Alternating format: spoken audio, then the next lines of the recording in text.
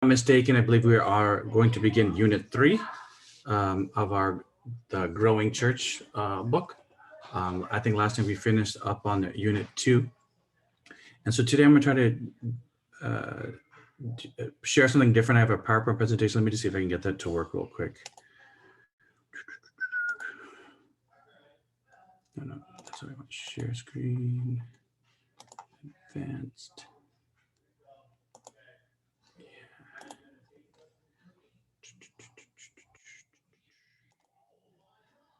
I gotta put this in. Oh, not that way. Hold on. Oh yeah, I hit this one and then.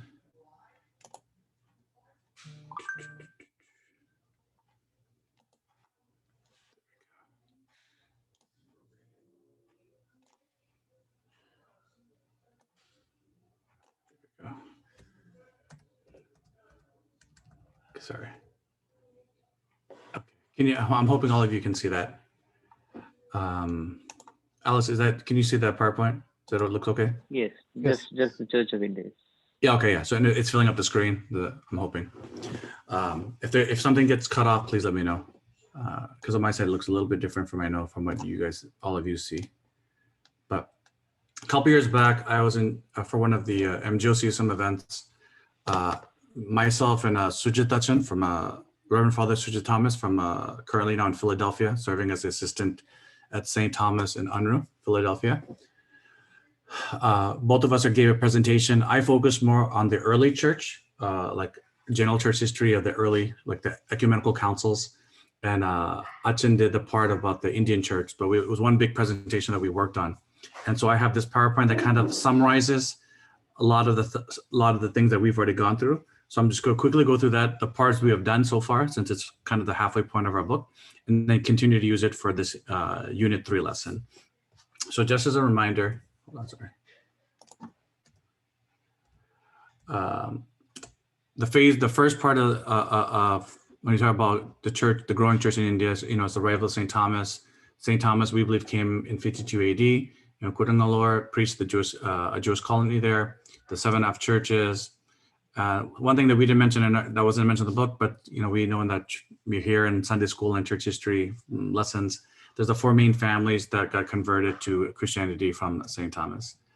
In addition to that, we know there is different stories or legends about of St. Thomas' work in India, and that he got martyred in Mylapore by piercing by a lance. And our church tradition says that happened around December 19th and dies on the 21st. After that, as we know, what helps us to relay that that St. Thomas came to India is the tradition that says the remains of St. Thomas were moved or transferred to Edessa on July 3rd in the 4th century to be buried to another main place where St. Thomas had missionized and evangelized. And so his remains were transferred there. Some of the tradition says it's because his twin brother was also, his twin brother was also buried there. Some of the traditions. After that, we know that there's the evidence of St. Thomas in the Acts of Thomas, which is a Syrian Gnostic book from the 3rd century. In the Didache, it mentions that St. Thomas was given the portion to preach the gospel to the far lands and India and all the other countries there. Certain church fathers of the early church mentions St. Thomas being India, be it St. Ambrose, St. Gregory of Nazianzus, St. Ephraim the Syrian, who writes a song about it, and Jerome of the Latin Church, all mention St. Thomas being in India. Like we mentioned during that second lesson, or I forget what the unit was, there's some confusion about what part of when it says India in these historical books, where that means. It could be many different things, be it Ethiopia, Afghanistan. It means in the European Western context, it's anything kind of east of the Roman Empire for the most part, and that's past like the main part of the Persian Empire. And so that's where we get on this timeline, this 5280 to 7280. What we talked about mainly last lesson is about the East Syrian, or the time of our church that we highlight as our church with the Chaldea Church and with the Persian Church. And so the first mention is regarding Pantanius visiting around 190. It says he saw a Gospel of St. Matthew there. We mentioned also that was in this book about there was a Bishop David who represented India. That was from there. I meant to say John of Persia who represented India, and then Thomas of Cana, being like we know the Canania community 345. They moved. They're fleeing. There's a difference of opinion. Did they flee or they were called to help? But the roughly around that 4th century, the Canania community comes to Kerala. It says roughly about 365 families and the bishop came. And if we take the persecution side, it says this was during the persecution of Safor II. In the 5th century, this was highlighted in our Divyabodhanam book. There was Daniel, the priest or the Indian, who was mentioned in the 5th century. There's also, as we also talked about, the Persian church and the Catholicate, based in Seleucia, Sepsion, became the center for Nestorian Christianity. There was the Bishop of Wawadishar who sent documents to India. We talk about it because it says this Wawadishar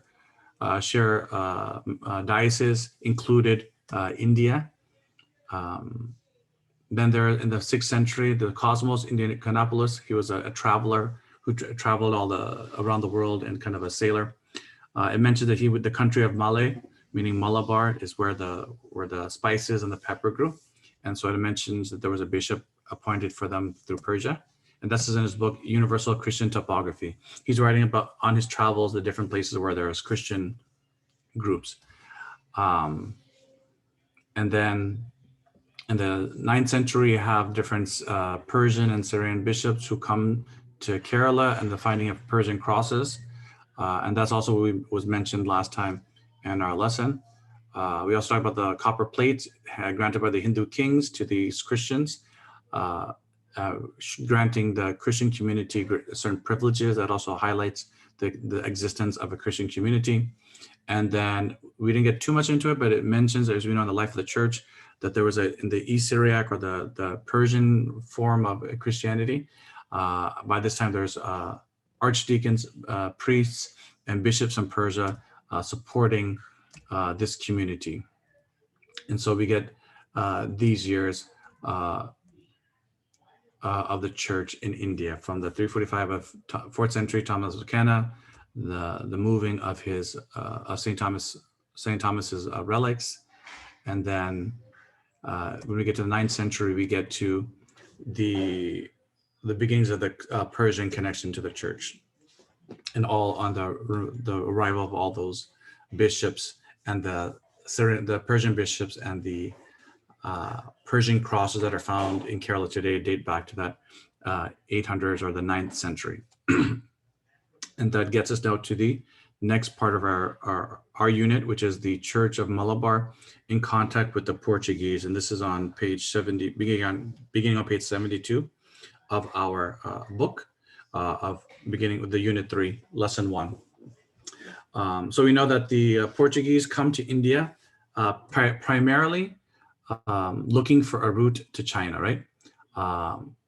It says like from the late 13th century, missionaries and lay visitors from the Western Church in India were always trying to find a route, the fastest route to get to the spice trade, and also reaching all the way to China, where there's also great value in finding the silk and other, and connecting to the Chinese Empire and the trade with that community or that country. And so, as we mentioned earlier, the church tradition, even with the Roman Empire, references that there was St. Thomas the Apostle doing evangelical work, reaching all the way to India. And so these Western Christians, these European Christians believe, because it's been taught to them through the church tradition, that St. Thomas goes to India. And so then as they look to the East to do trade for political and for other reasons other than Christianity, they're wanting to connect with these communities to see them, to help build up relations with these Christian communities, but also build up relations for trade. for their countries, right? And so by the when we get to the 13th, 14th centuries, just before the arrival of Vasco da Gama and the main Portuguese coming, there's already by the Roman Church, they're having bishops or Catholic priests who are looking to find and to support these Christian communities that were by the hand of St. Thomas. So one of the first ones is this Jordan Catalani, who was later was made as Bishop of Colum by the Catholic Church, and then John de Margolo. These are all Franciscan missionaries who are looking for that. So then by 1490, there are two Indians who come, like we learned last time, who are coming to the Nestorian Patriarch looking to help support them, as there was no bishop at the time. There was, and so looking to be made bishop. And the two who were sent were Thomas, and the ones who were sent were Mar Thomas and Mar John to help them. And then later, as we see in 1549, which we're going to get to, this Mar Jacob is present in Kerala. All right. So going back a little bit, and then going back to what it says in our book, in 1498, we have the arrival of Vasco da Gama. This is the arrival of the Portuguese, right? And so when we look in our unit, when it talks about the Portuguese coming to Kerala, they're looking for that. They're looking for this to build up relations, to build up a spice trade, and to build up their country's economy and their wealth through this spice trade. And so as they're being sent out, they know that as they're going throughout, they're trying to find the best route rather than going through land to get to India. Because if you do the spice trade, they have to go through all these middlemen, through the eastern or the more far eastern portion of what's the old Roman Empire, but now is under the Muslims. Now it's the Ottoman Empire on the rise, and now they have to go to the Persia and all these places. And there's all these middlemen that they're not getting through, especially the Turkish by now are also a strong power at that time. So now the Portuguese are looking for a sea route to bypass all those land hindrances, either because of political issues, and also just the land route itself is a little bit dangerous in other ways. So they're trying to find the fast route at that time to reach India, to propagate or to kind of get themselves as the main players or monopolize on this spice trade for the European continent. And so it says that Vasco da Gama was sent by the Portuguese king to establish those contacts, because they believe, as it says in our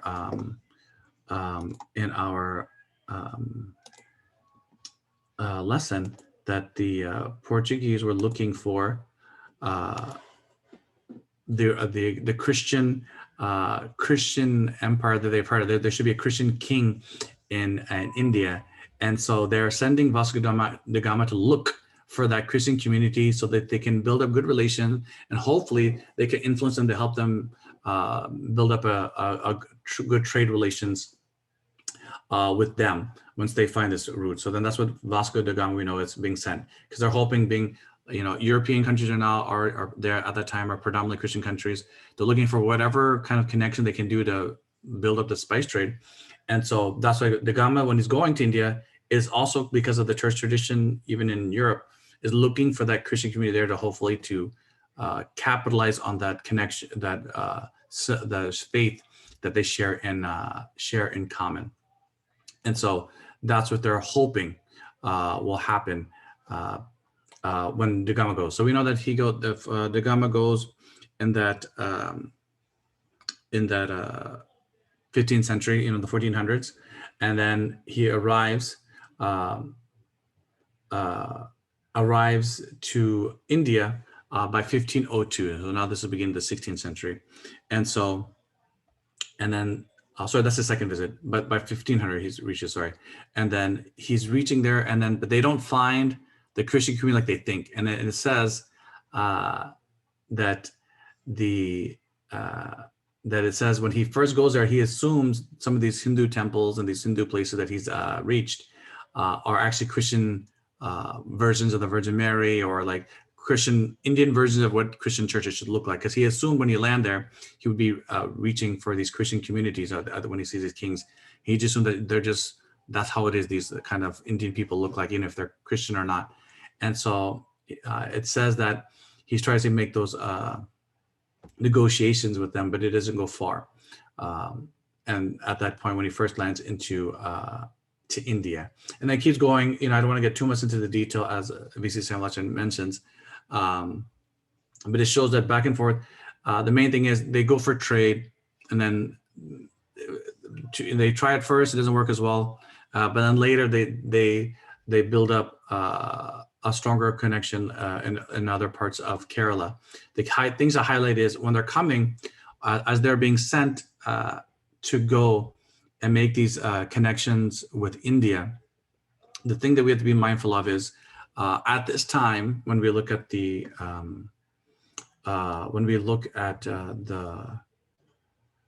world history at this time, the two big superpowers at this time, or I should say superpowers, but the two main countries that are have great power during this 15th and 16th centuries, because of the sailing, is two countries from the same part of the world. Let me just pull that up real quick. Let me just.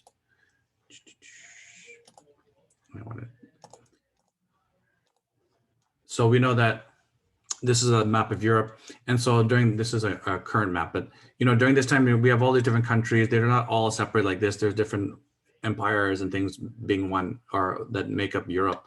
But if you look here, when we look at Spain and Portugal here on the map, this is just the one small section that's known as the Iberian Peninsula, the far end of the European continent. These two countries are maritime powers, or meaning they're sailing powers, because partly because they're so close to the ocean and also to the Mediterranean.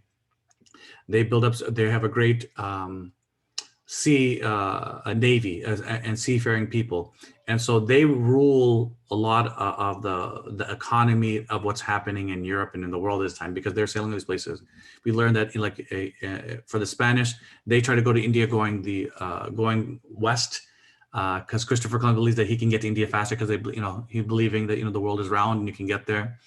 And so, and unfortunately, he doesn't realize he's going to hit land, which is North America, before getting to India. But they go that way, whereas the Portuguese go around Africa and reach to India, and that's how Vasco da Gama comes and reaches there, gets to India. And so these two countries, being the main powers of Europe, so when it comes to who gets to control what's going on in the world and handling things, they're the ones that do it. They're the ones who are pretty much conquering a lot of new lands, getting money and growth of their people through the gold and slaves and spices. During this time, these are the countries that are doing all this. But at the same time, these are Christian countries. They're Roman Catholics. And so the Roman Pontiff, the Pope of Rome, has great influence on the kings of these countries, because they know that religion is very much tied to the community. These are all religious kingdoms or monarchies that are based heavily on their religious beliefs, also being they're kind of divinely appointed as kings and things like that. And that's coming through the Pope, who's there for their coronations. And so at the time, during this time in history, we see that the Roman pontiff has control over of who is getting to control certain things, right? And so when the Portuguese send this Vasco da Gama and these explorers to find these places, they always have to send in missionaries with them, right? And so that's why I came back to the PowerPoint. The King John of Portugal is asked by the Roman Pope to send missionaries to go with them, right?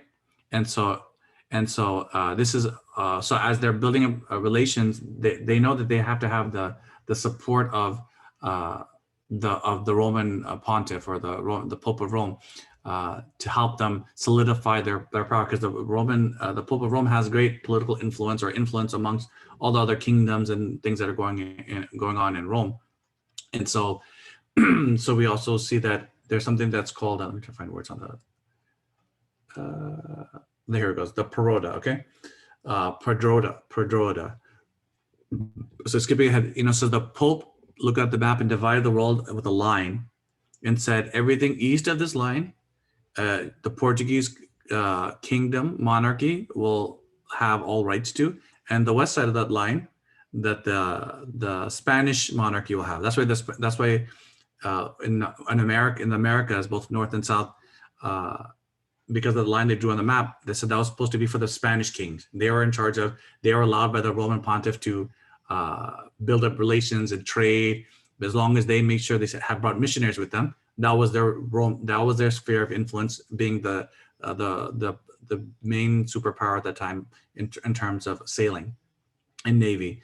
On the eastern side of that line, it was the Portuguese, and so that's where India falls under. And so then that's why the Portuguese were given great influence or power in the Roman time during the time, because of this decision made by the Roman pontiff, right? And so that just shows how much power I highlighted that this shows how much power these Roman church has, and at the same time showing this is what's kind of going on in the world, that this is what they're doing as they're doing the trade and looking for ways of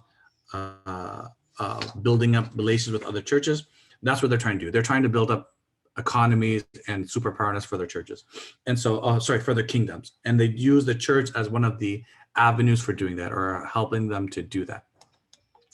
And so then we're skipping to page 76. So now as the church, as we know, the Portuguese now also bring in missionaries with them, because partly that's the deal that's made with them from the Roman pontiff. If they're wanting to get his support and saying that they have all the rights to these lands to control, and kind of these routes to control and all those kind of things, they need to send his missionaries, these Catholic missionaries with them.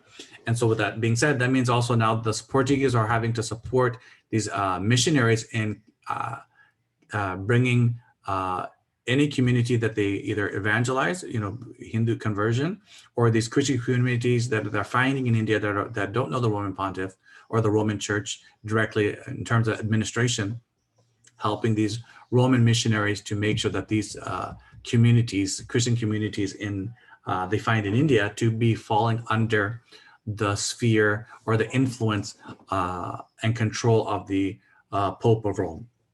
So that's what we see beginning on 76, where it says the efforts to subdue the church.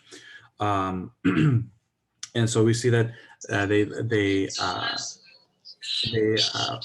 outside for you. They're actively preventing now the Persian and the Syrian bishops. She's playing with Nishta. Make sure to mute your mics, please. Thanks. So we have to make sure. So when the Portuguese now are controlling these seafaring routes, we see that now they're preventing now the church in India to get to come and to support these communities there. And they're saying, no, now they should only fall under the Roman pontiff. And so when we look on the bottom of page, hold on, let me just get back to the book real quick.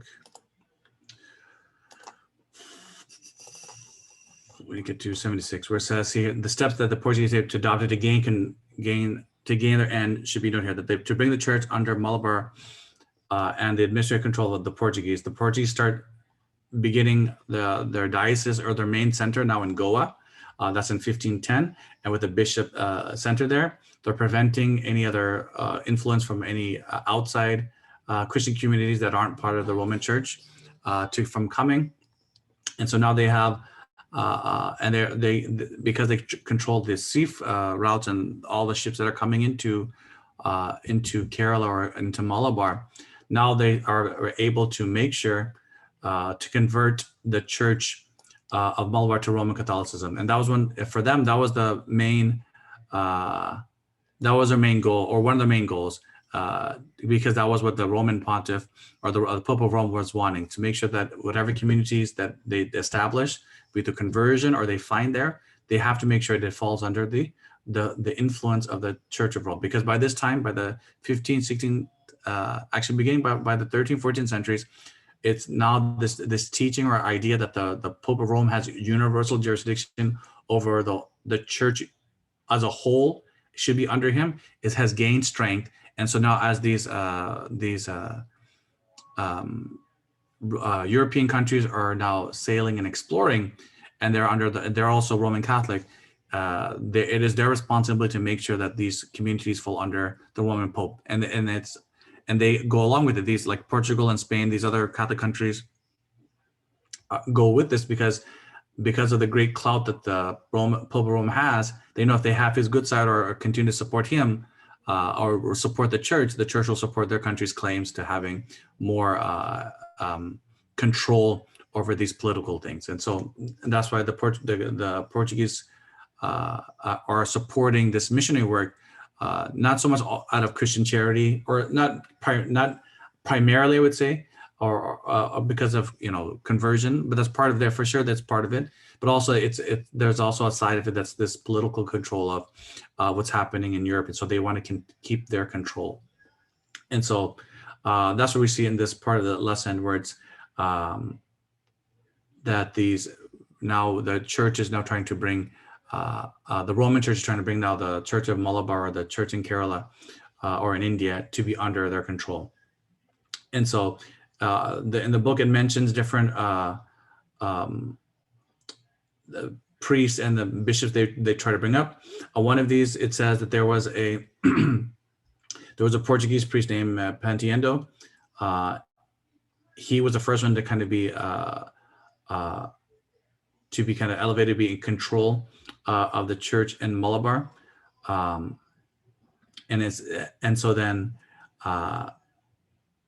but it says, like as it says here, so he had no respect for the Eastern traditions preserved in the new church. So in his letter to the King of Portugal, he made the suggestion that they should be given some economic aid and to kind of coax them or kind of change the minds of the people of India at that time to switch to the Latin form of worship, and not use these Persian or Syrian forms of worship, to be more like them, right?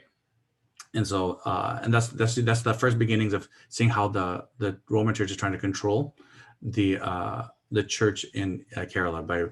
They know that if they can influence the change in the worship, they can get them more easily to change to be more accepting of the Roman pontiff, right? Because even the church in India at this time, it seems advantageous to welcome these other Christian communities because they have great power and they can kind of help them not be under the control of these, either the previous power in the Indian Ocean is more of these Arab, Turkish, Muslim traders, and now they're seeing someone else that can kind of help them maybe get a better deal or get better incentives of helping their economy also grow. And so they're willingly looking to make some good relations, but from a church perspective, and we see this, a lot of it came at the cost of the identity of the church, right? Because they're asking a lot. The Portuguese, I'm saying, are asking a lot for them to gain their friendship, or to gain their protection, or kind of their help in this, right? And so the church grows. One of the key things that it needs to do is now to train clergy to highlight or to kind of bring about this Latinization of the church in India. And so instead of using Surani or Syriac as the liturgical language, now they're teaching Latin so that they can change the people, the Christian communities there to the Catholic traditions instead of the Persian Nestorian traditions, right? And so one of the key things to do that, to change the traditions, is to change the language and the form of worship. And so now the Romans or the Portuguese are helping the Roman Church to build up seminaries to train men of the community, and also those who are coming there to teach and to know Latin, and to teach the Latin form of worship, to hopefully persuade and to change the dynamic of the church in India to be more Roman, to be more Roman dependent rather than dependent on the ancient traditions, which is the Indian form of worship, which is coming from the Syriac tradition. So it says it took about 40 years for the Portuguese to realize for the church and the seminary in Krakow to serve the purpose that it had founded for. I mean, it took many years. They built the church right when the seminaries when they first came, but still, the community is still not accepting these Latin forms of worship because it's so foreign to them, right? Latin, the form of Latin worship is so different, and so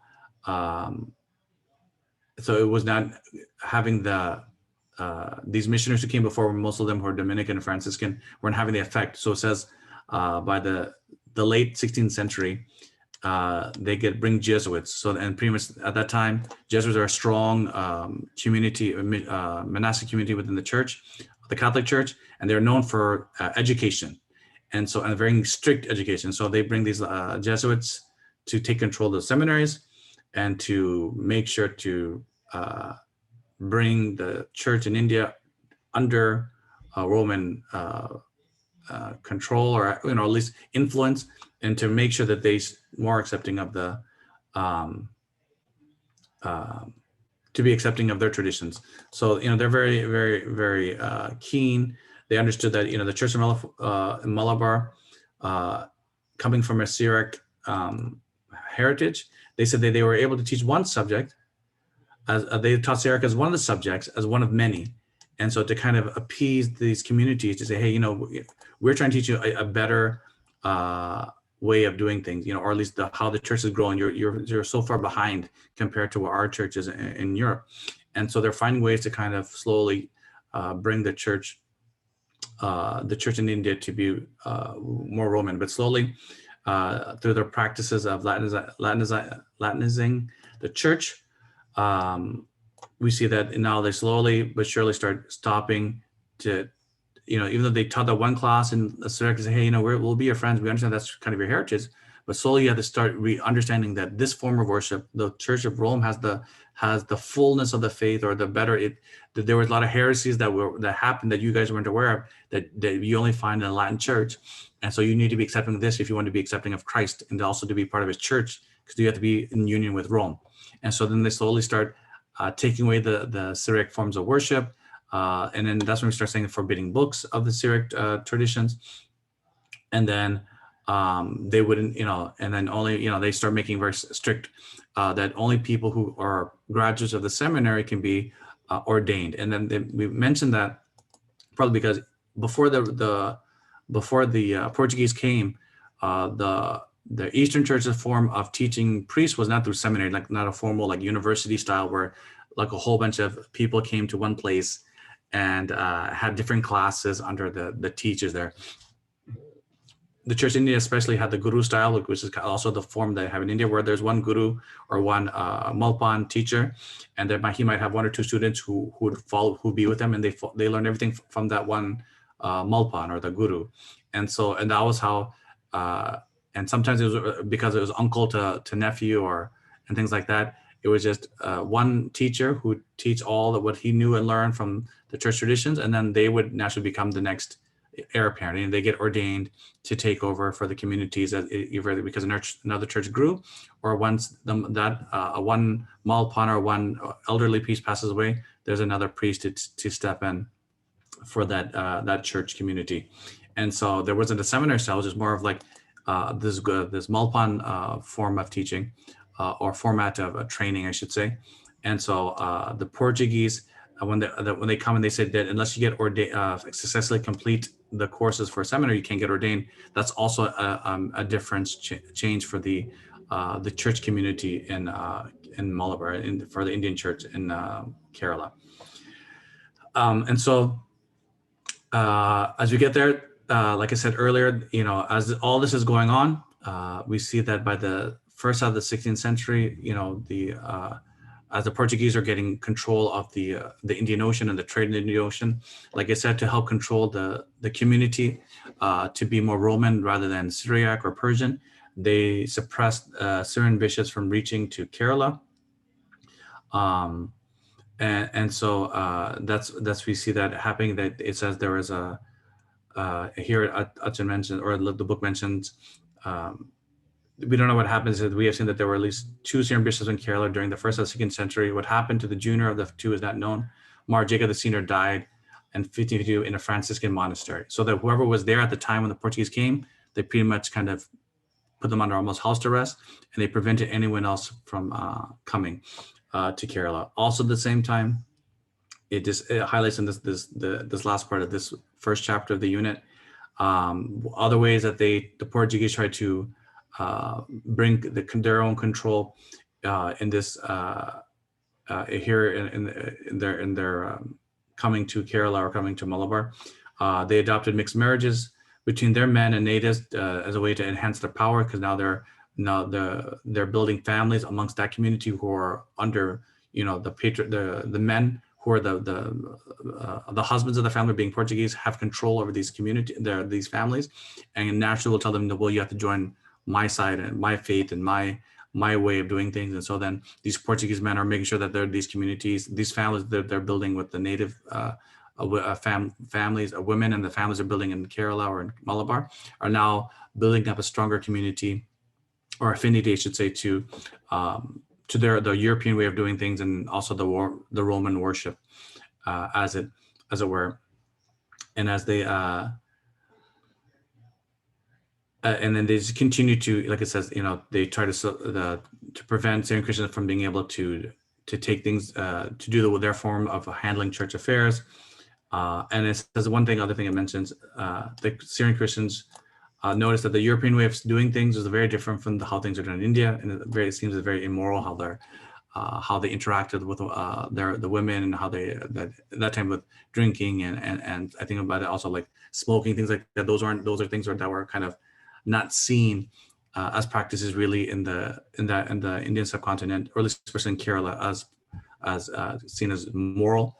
And so these kind of corrupt morals were being brought to communities, and how they were living a very immoral lifestyle. And not so much the drinking and smoking also, but also just even how they handled the family life. These men were just not marrying all these women, but just building, having their way with these communities, and just living, like it says, this very immoral life. And so as we end this first chapter, it mentioned, we should highlight that by the time when the Portuguese come and they kind of take control, the last remaining kind of episcopal kind of influence that the church had coming from Persia and from Syria, they die under Portuguese control. And then slowly that the Roman church now is bringing the church in Kerala or the church in Malabar under the Latin tradition. But it said that the Malabar church sent appeals for bishops from the Patriarch of Babylon, and requests between the middle part of the 16th century, between 1555 and 1558. And there came 3 bishops, Mar Joseph, Mar Elias, and Mar Abraham. But these could not come into Kerala straight. They had to pass through Portuguese surveillance. And so that by this middle time, we see that because we've sent off these appeals, we see that now there's the church are trying to kind of change its outlook, or change the direction where the church is going by not being under Roman control. It says by the middle, and so then as you get to this lesson 2, it says the Persian church in the 16th century and the church of Malabar. So before we can continue talking about the church directly in Kerala, as we mentioned the last time, the church in Kerala is more connected to the Persian church. And by the 16th century, we have to be realizing, not just in Kerala, but there's also now changes that are happening even in Persia and under the Babylonian Patriarchate. And there's divisions that are happening there. And so it says here in the second portion, by the time Mar Jacob of the Church of Malabar died in 1552, the Nestorian Patriarch of the times, Simon Bar Mama, I think she's Papa, had breathed his last. Soon a section of the church, bishop of the church, consecrated the deceased nephew, Simon Bar Denaha, as the next patriarch. So the Church of Persia had adopted a tradition by the Middle Ages, unknown to other parts of the world or the church, that the succession of the patriarch would go to the nephew, right? It stay within the family. And so that's why we have a similar custom that we find in the Church of Malabar. It'd be uncle to nephew, because we get that from our Persian connection, because that's also what kind of happened. That was happening within the church, within the Persian Empire as well. That succession of bishops, particularly the head bishop, patriarch, would be from uncle to nephew. And so that's what, and the church kind of accepted that. They said that because he would be training his nephew for it to be the next leader and be around the patriarch for a long time to see what to do. And so when it was time to come, when the patriarch passed away, or the bishop passed away, the other bishops knew to raise this nephew, he last time might have been just a deacon, or could have also been a priest. They'd be raised up as a metropolitan or a patriarch to lead the community. And so, but by this middle of the 16th century, as it mentions, there was a division. There's a division that's happening within the church in Persia, where it says, whatever it may be, when Bardenaha was chosen to be by bishops, there was a section of the bishops who were opposed to the election. They chose a rival, and his name is John Suluka, to be the patriarch. And behind the action of these bishops, there was an influence of Franciscan missionaries who were working in these areas. So even Kerala is not the only place that had Roman influence, by the Portuguese and from these Roman missionaries.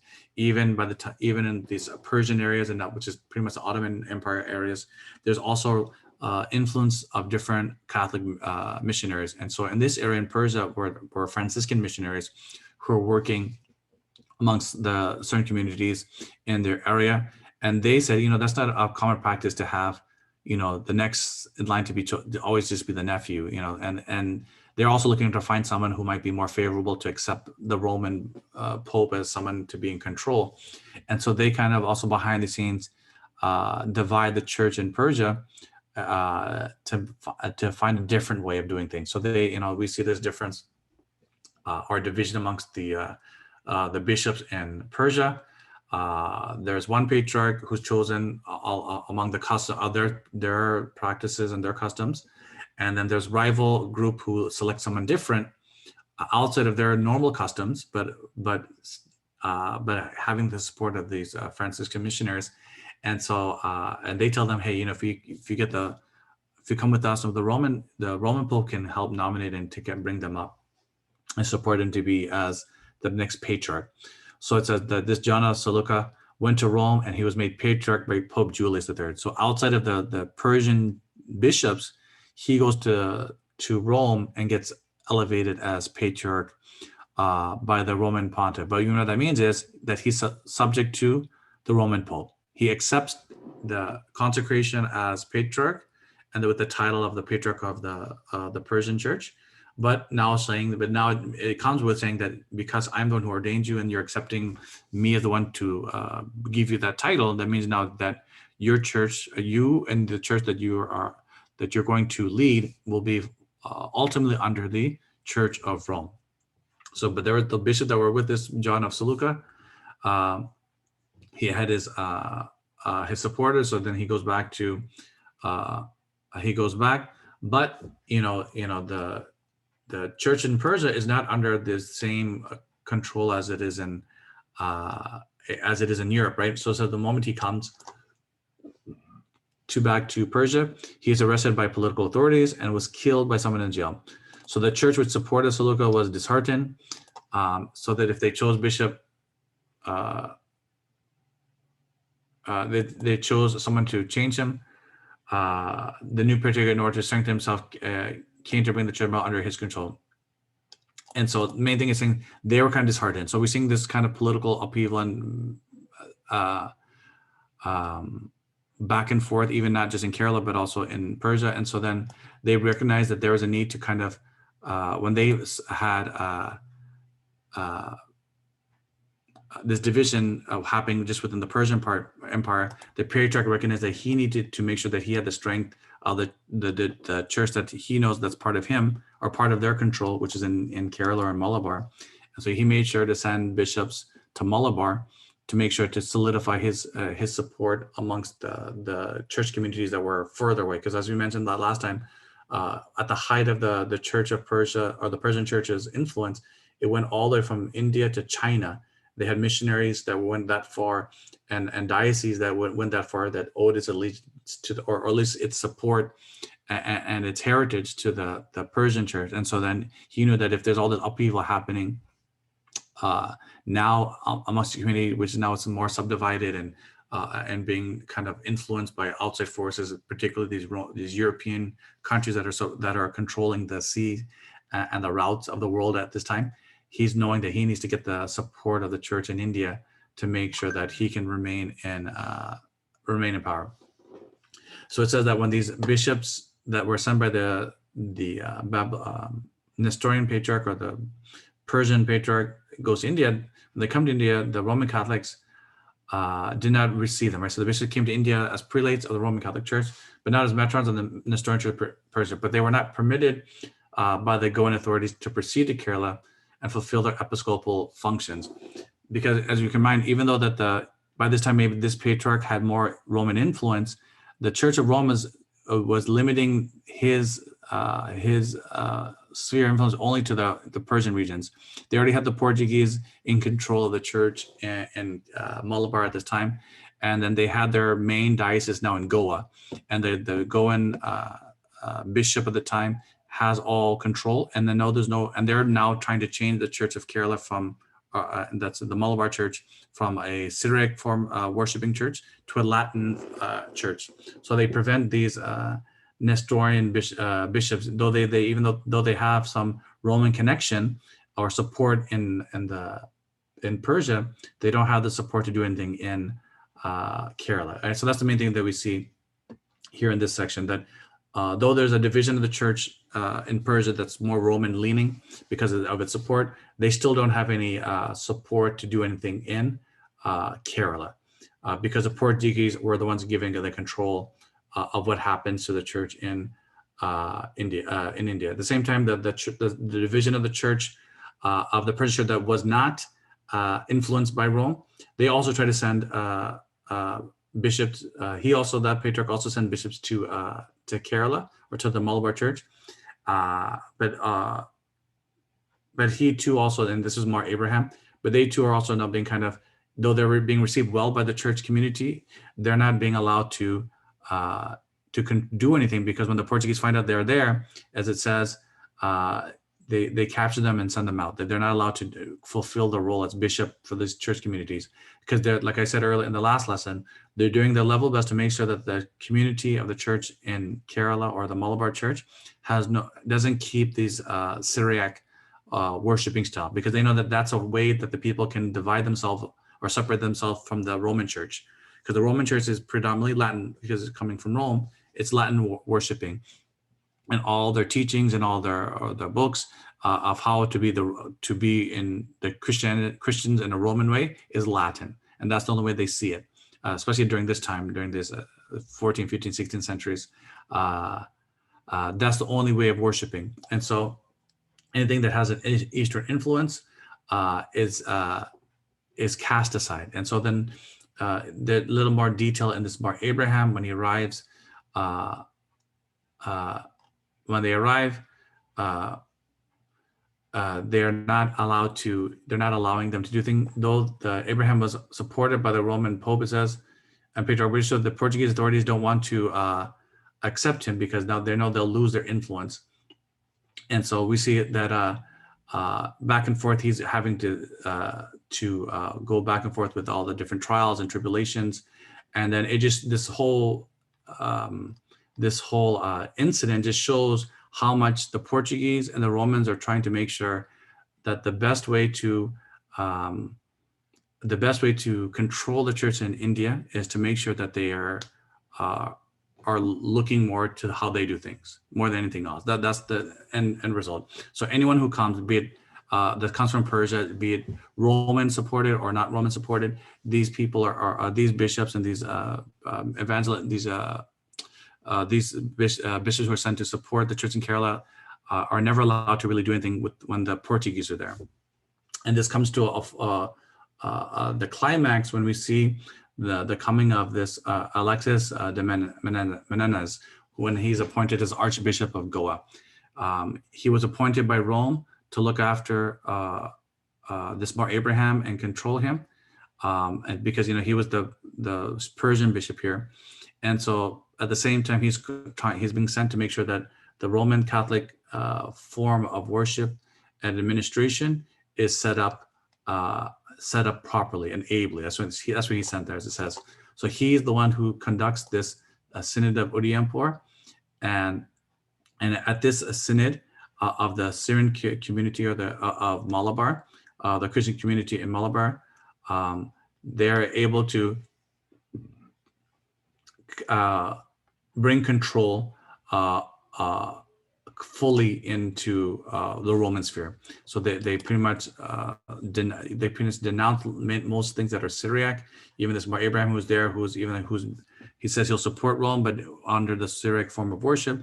A lot of these things are not being supported. The importance is given more to Roman worship and letting go of what they see as heretical teachings, which is predominantly anything that's pretty much in Syriac, and so or seen as Nestorian, and so they do everything to remove that. And so then it says after this synod of Udaipur, that's when we see this disappearance of Mar Abraham, and it's kind of much taken out, and then that's where we see the Church of Malabar being completely subjected to the Roman rule, but after this synod and this Alexis de Menendez.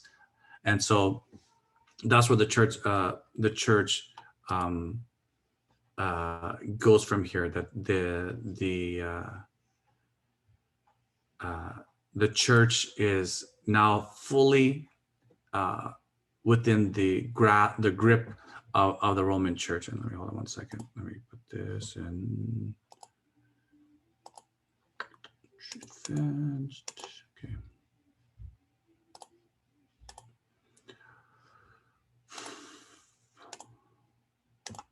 And so that's what we see, sorry. This Archbishop de Menendez has the control of the Christian communities in Kerala. And so the next part, I'll go back to the book. We see this Archdeacon George of the Bangladesh family, who is in charge of the Syrian Christians in Kerala. Let me get back to the book real quick.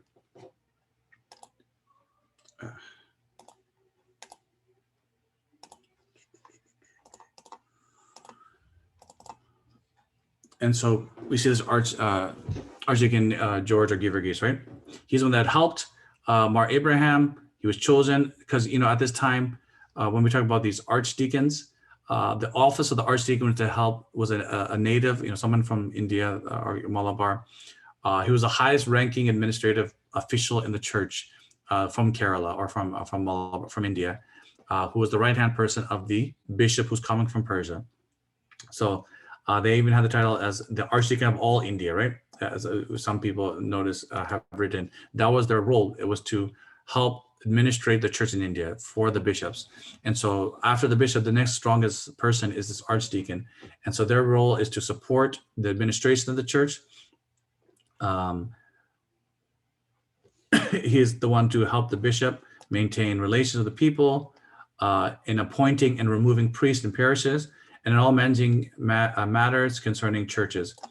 And so that's what their main role was. Their role is a very administrative one.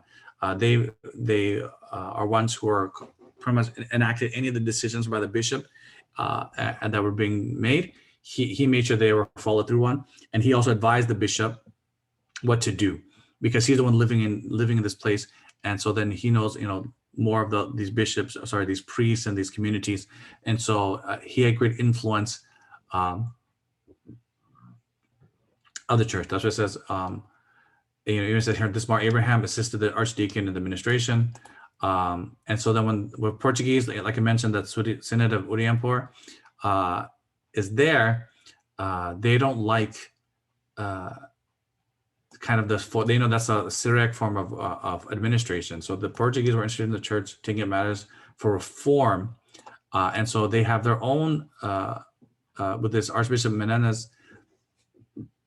They have one of their priests, Francis Ross, who teaches at the seminary. He's a Jesuit who's teaches at the seminary, who is now trying to influence the church. So he writes his first book of the errors of Nestorianism, and he's very well, as it says, very well versed in Syriac and Malayalam, or the language of the people at that time. And so he writes this errors of Nestorianism to raise the awareness that they feel like the Christian communities in Kerala or Malabar need to change, because they're following the errors that the church during the Roman times, Roman Empire times, have declared as heretical, and so they need to change or reform to be in line with the Church Universal. And by this time, Church Universal means just Roman. It has nothing. It has no connections with the other patriarchates, ancient patriarchates that are what we know as Orthodox ones. It has to be in line with the Roman one. And so we see this happening. So this archdeacon has this great role in administering the church, but now his influence is going to be lowered because after the Synod of Eng-Book, now the Jesuits are trying to now have full control of the worship, of the faith, and of all things. And so that's what even said. Even Mar Abraham, as we said in the last section, he's kind of put on the wayside by the Portuguese, but also at the same time it says here, this last part, even the Nestorian Patriarch at the time was not too favorable of him anymore, and sent even different bishops to take over for him. But even this Mar Simon can only go so far, though he was kind of well liked. But just like I said, the Portuguese don't want to have any more influence of Persians on the outside, so it says they capture him and send him to Rome, and then to Lisbon, which is the capital of Portugal, to be kind of taken care of, so that he has no more influence. Though he was well liked coming into Kerala because he's another bishop of their community or of their tradition, the Portuguese don't want to have any more allowing for that amongst the church or amongst the people in Kerala. And so as we get to this lesson 3, so 5:30, we see that slowly things are. This is showing the development of these missionaries, these Western missionaries happening within the Roman Church. I don't want to take too much time on this, other than one of the main big missionaries of the Roman Church, the monastic order, were the Franciscans, especially during the 16th and the 17th centuries. They're very active. And especially in coming not just to Kerala, but also other parts of the world. But in particular also in Kerala, so they were the ones who came with the first Vasco da Gama, the beginning of the 16th century, at the 1500s, who came to Goa. And so they were the first ones there. And then we know, as I said later, it says by the middle of the 15th century, or so 1500s or the 16th century, we see now Jesuits and Dominicans, and then even Augustinians and Carmelites. All that means is saying, we know the Catholic Church has many monastic orders or religious orders, and pretty much all of them come to India. The main ones first, Franciscans, and then the next main big one really is the Jesuits that come. And so as the Portuguese come, like we said, the first ones that came were the Portuguese. That came with the Portuguese were the Franciscans. That's what it says here. And then after that, like we said earlier, to get more control and have a stronger presence of changing the minds of the people of India, they bring in the Jesuits, because the Jesuits had the reputation of a strong teaching, academic, and strict form of mission work. And so they were appointed by the middle of the 15th century to start teaching in the seminaries that the Portuguese set up in Kerala. And so then they're now the main kind of religious order, monastic order that's being used to control, or not control, I should say, to missionize and to work with the community in Kerala.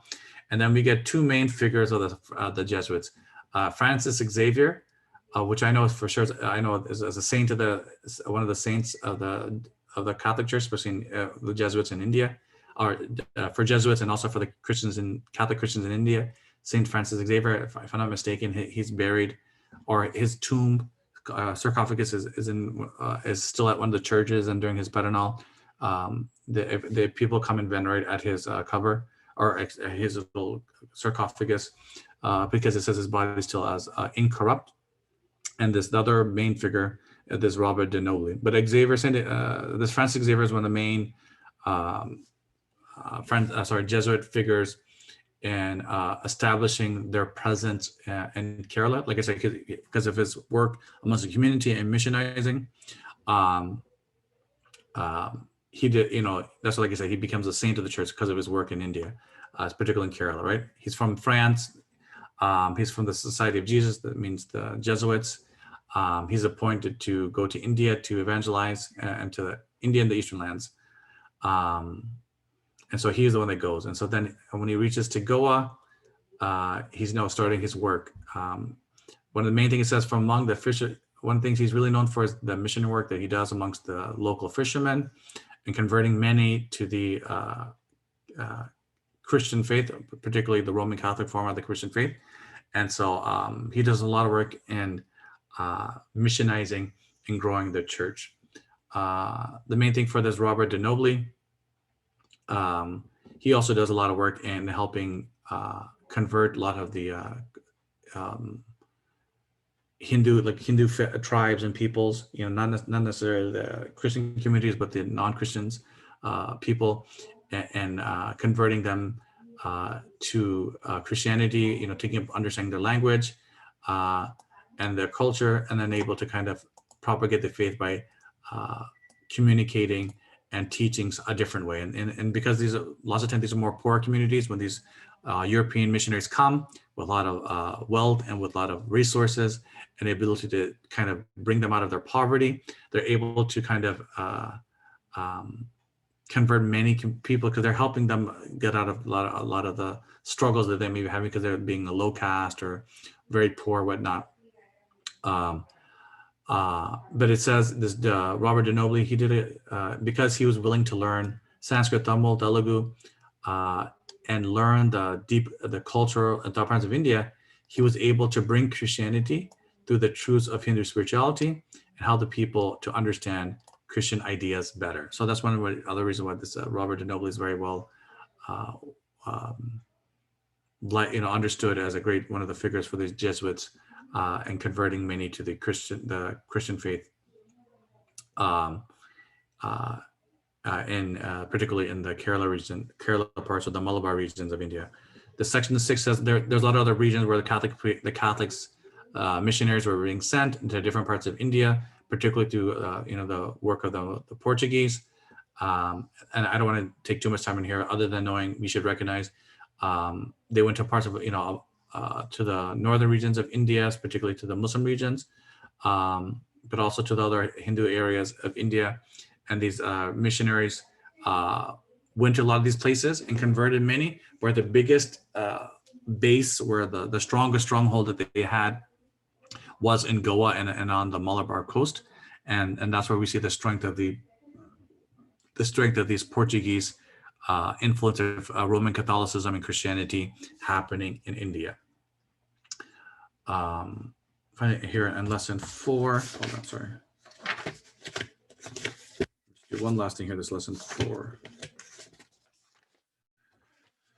This is further highlighting the Synod of Udaympur. I want to maybe take this as a ending point for this one and do this next time, because this is a long lesson, or at least a lot of things to go through in this section. So I might feel like this is kind of a good stopping point, because if you're going here, this is going to take a long time. I feel like the key things that we'll say for this one, or at least I'm gonna skip this to focus on last time. The main thing we have to know about the Synod of Udaympur, this is where the turning point happens within the church in Kerala, be it Roman Catholic and those who reject Roman Catholicism. The Synod of Udaympur is the kind of the breaking point that divides the community, but also solidifies the community of who they are, right? We've mentioned already, this is after this, we have the Kun and Cross Satya and all those things. It happens all because of what happens here at the Synod of Udaympur. And so I'm going to say that to start next lesson, because then that helps lead us to the last part of the unit. And then the last lesson, the last 2 lessons for this unit 3 is just the administration for the Jesuits, which happens after this, after the Synod of Udaympur, and then the political conditions, which also that's how I'm going to talk about, how I'm going to start next lesson on it. So the main thing is, I would say for everyone else, being mindful of today's lesson. The main takeaways are through the presence of the Portuguese coming to India because of their political desires and their desires of building their empire, building up their kingdom. They come to Kerala looking to strengthen their wealth, strengthen their base, strengthen their influence. But at the same time, being a Christian country, being a strong Roman Catholic Christian country, has that influence.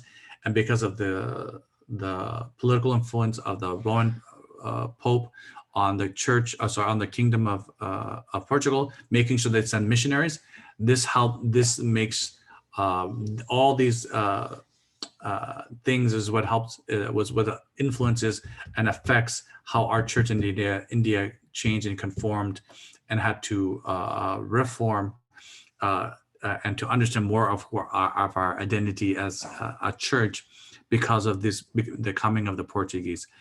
If the Portuguese never came, we're not really sure where the church would have gone. Because we don't know who else would have came or what other influence might have had to challenge the church. Because I mentioned, I think at the first lesson, in the history of the church as a whole, especially at the beginning, the church grew exponentially after, during the time of persecution in the first three centuries. Then after the third century, when Christianity was accepted in the Roman Empire, it grew quickly. But at the same time, there's a lot of places that are no longer existing that where the church grew, particularly in Northern Africa, especially after the Muslims kind of take over the Middle East and over Africa at that time. And also a lot of other places. When you look at the missionary work of St. Thomas, we said that he goes to Persia and through the silk trade or the spice trade that lead over land that goes to India, but also even the sea trade with different parts of islands that lead there. There has been hints of Christian community in those places, but the only remaining stronghold of Christianity is in this Kerala region of all the places. Even we say St. Thomas went all the way to India, but there's no more communities existing there.